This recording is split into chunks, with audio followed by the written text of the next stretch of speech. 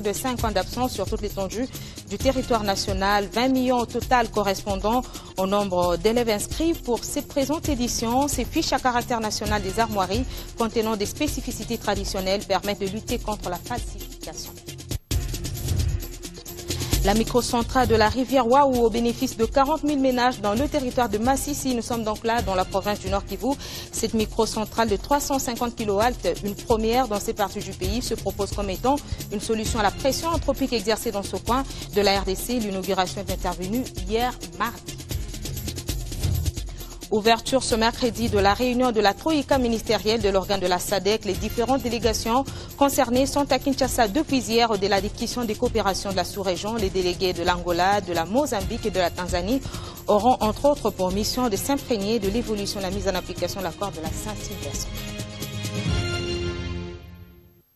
Merci de rester avec nous. Kinshasa abrite ce mercredi la réunion de la Troïka ministérielle de l'organe de la SADC. Les délégations venues de l'Angola, de la Mozambique et de la Tanzanie sont dans nos murs depuis hier. Le président du comité ministériel de l'organe et ministre des Affaires étrangères de la Tanzanie, le Dr Augustine Maïga, a été accueilli par le vice-ministre des Affaires étrangères Yves Kisombe ainsi que l'ambassadeur de la République démocratique du Congo en Tanzanie, Jean-Pierre Mutamba, à l'aéroport international de Njili. L'agenda de la délégation prévoit aussi une réunion avec les ambassadeurs de la SADC et au-delà des questions des coopérations sous-régionales. Cette rencontre permet aussi aux délégations de s'imprégner de l'évolution de la mise en application de l'accord du 31 décembre. Et en rapport avec l'accord de la Saint-Sylvestre, le représentant spécial du secrétaire général des Nations Unies en République démocratique du Congo a échangé hier avec les évêques de la Conférence épiscopale nationale du Congo.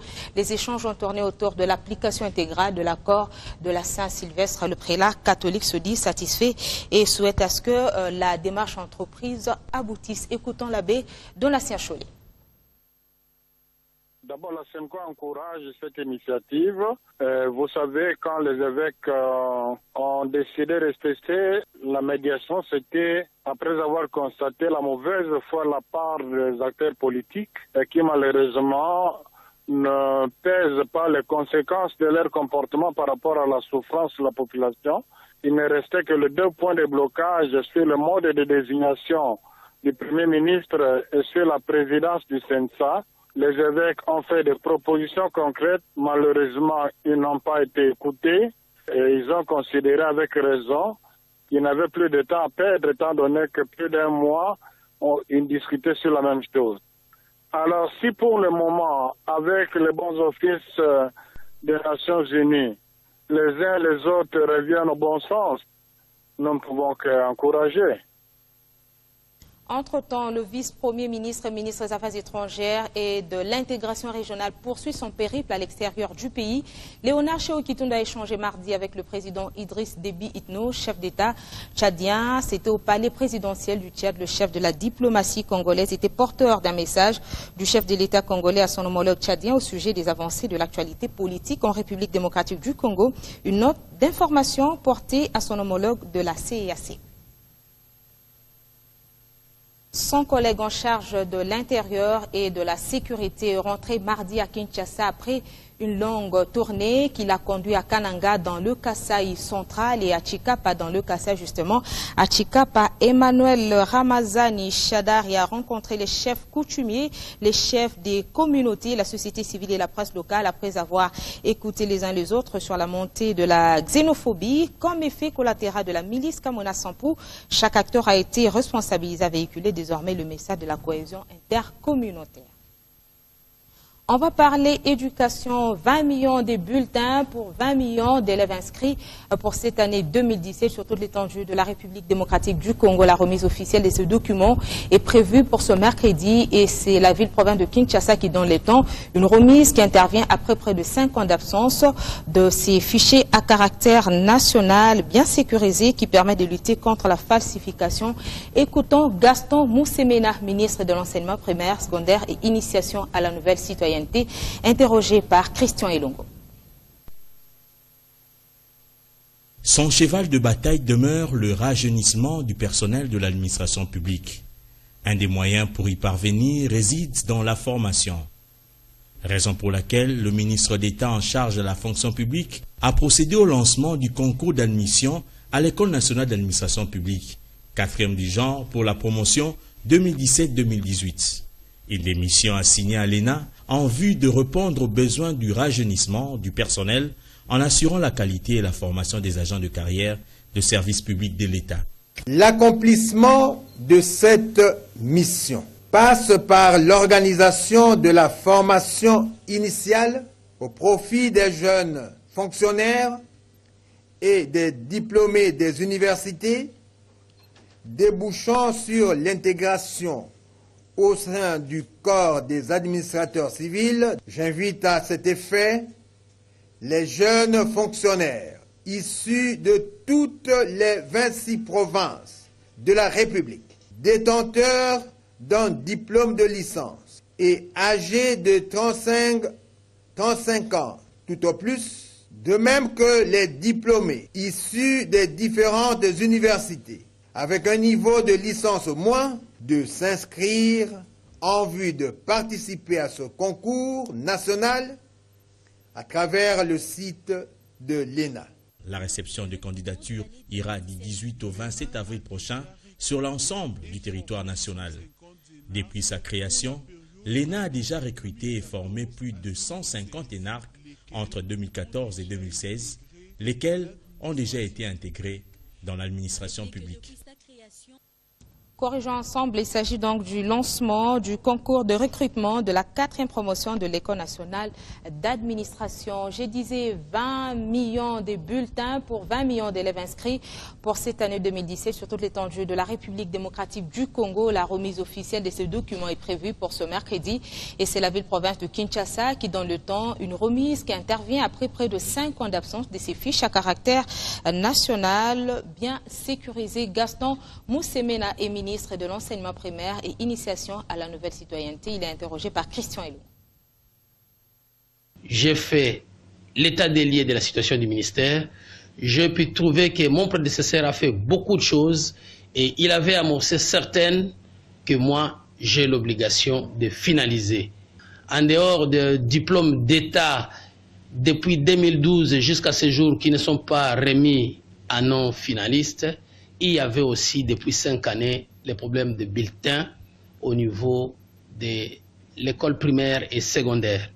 Et je vous informe que nous avons réceptionné déjà tous les bulletins depuis une semaine. C'est aujourd'hui que nous allons remettre symboliquement à la province à la ville de Kinshasa, qu'on appelle habituellement ville-province.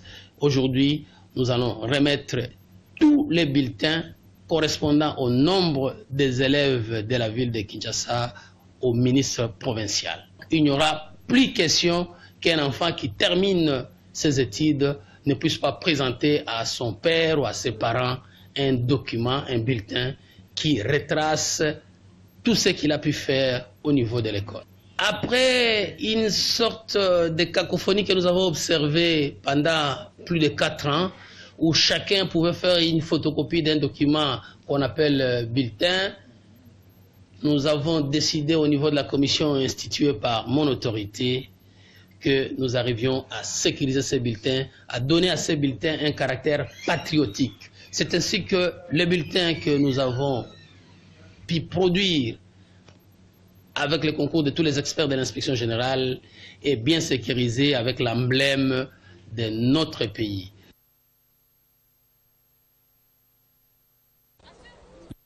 L'éducation, une des priorités pour la République démocratique du Congo qui a consacré 2 jours pour démystifier la science et la technologie auprès du public. La science et la technologie, 2 domaines bien présentés à l'issue du rendez-vous du savoir qui ont suscité le goût de la recherche auprès des futurs savants congolais. La 4e édition a connu un franc succès. Près de 10 000 amoureux de la science et de la technologie ont répondu présent. Christian Elon.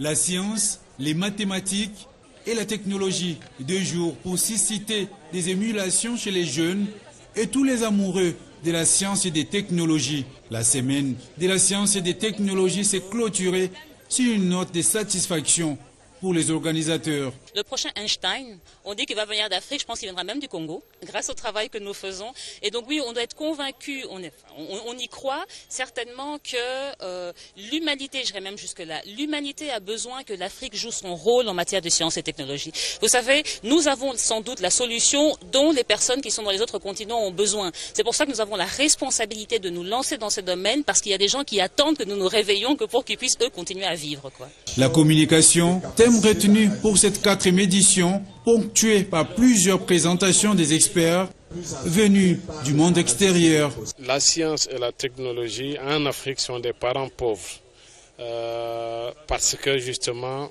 il n'y a pas de communication pour susciter de nouvelles vocations.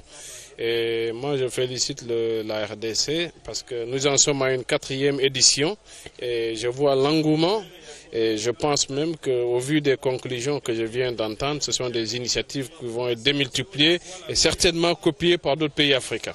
Pour les ministres de l'enseignement primaire, secondaire et professionnel, l'apprentissage des sciences, des mathématiques et des technologies fait déjà partie de la stratégie de son département. Bien avant la clôture, Gaston Moussemena Bongala a remis des diplômes de mérite pour leur créativité aux élèves de l'Institut de la Gombe, qui ont exposé pendant la semaine. Nous sommes tenus de soigner les enseignements apprentissages des domaines précités ci-dessus avec nos enseignants et enseignantes, nos étudiantes et étudiants, avec nos élèves, en vue de réaliser l'émergence de notre pays en particulier. Vu l'engouement de la 4e édition et la démystification de la science auprès du public congolais, l'avenir de la RDC, comme révèlent les organisateurs, s'annonce radieux, étant donné que la science affecte tous les domaines de la vie. Autre chose, éjecté hier mardi à l'issue de la plénière qui avait pour mission d'examiner la motion de défiance initiée contre sa personne, le gouverneur Jean-Claude Kazembe promet de se confier au chef de l'État pour plaider sa cause. Selon lui, le grief dont il est reproché relève de l'administration et non de la politique. Tous les députés provinciaux présents à la plénière ont voté en faveur de sa déchéance. On va parler environnement. 19 km sont en plein reboisement dans la province du Nord Kivu. 15 000 arbres sont en train d'être plantés le long des artères nouvellement asphaltées à Goma. Un geste écologique qui vise à couvrir le long des artères dénudées suite aux travaux de reconstruction initiés depuis. Cette opération de 4 mois concerne les axes rond-point Rutshuru-Bouéné jusqu'à la station Mutinga et de la station Mutinga jusqu'à Afiabora, puis le rond-point Bédégel jusqu'à la MONUSCO, sans oublier l'axe MONUSCO VIP, hôtel et Mikeno Lac Vert. Ce projet financé par la MONUSCO est exécuté par le mouvement et Action intellectuelle pour le développement écologique des naturalistes intégrés. Et sur les 180 personnes engagées, l'on compte 100 démobilisés, une manière de réduire la violence et encadrer les démobilisés et les personnes à risque sorties de Kitona et Kamina. 40 000 ménages du territoire de Massissi vont bénéficier du courant électrique grâce à la microcentrale sur la rivière Waou qui a été inaugurée hier mardi par le vice-gouverneur de la province du Nord Kivu. Cette microcentrale de 350 kW est une première dans cette partie du pays et se propose comme étant une réponse à la pression anthropique exercée dans ce coin de la RDC.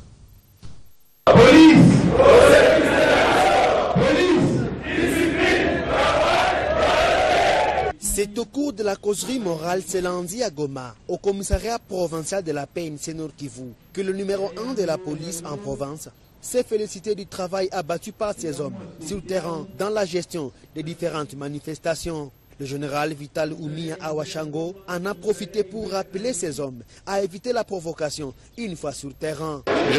Si je parlais de provocation, parce que notre métier, c'est un métier qui a beaucoup de contours. Et surtout dans l'exécution de nos missions, il y a beaucoup de provocations. C'est comme ça qu'on a... Nous nous excusons pour cet élément. On va parler sport pour terminer. Daring Club Motema Pembe réalise une promenade de santé face à Olympique Club Bukavu Dawa en 4e journée des play-offs de la Ligue nationale de football Montchalé. La rencontre s'est soldée sur la marque de 4 buts à 1 face à des buts signés Kazadi, Zadio et à la 3e minute et 62e minute Makousou et Vini pour le Saint-Père respectivement la 50e et 52e minute. Jean Ascoré pour Bukavu Dawa à la 16e minute. Plus d'explications dans ce reportage signé Jean-Luc Kaninda. Et la réalisation de cette rencontre du côté du Daring Club Motema Pembe sont signés Zadio qui a eu un doublé. Le premier but ainsi que le 4e, le 2e but de Daring Club Motema Pembe, c'était signé Jean-Marc Mundele pratiquement à la 51e minute lors de la 2e période. Le 3e, c'est celui de Vini Bongonga 2 minutes après. Le 3e but, le 2e but de Mundele et le 4e but, c'était la réalisation bien sûr de Zadio qui a signé le doublé lors de cette rencontre et c'était pratiquement à la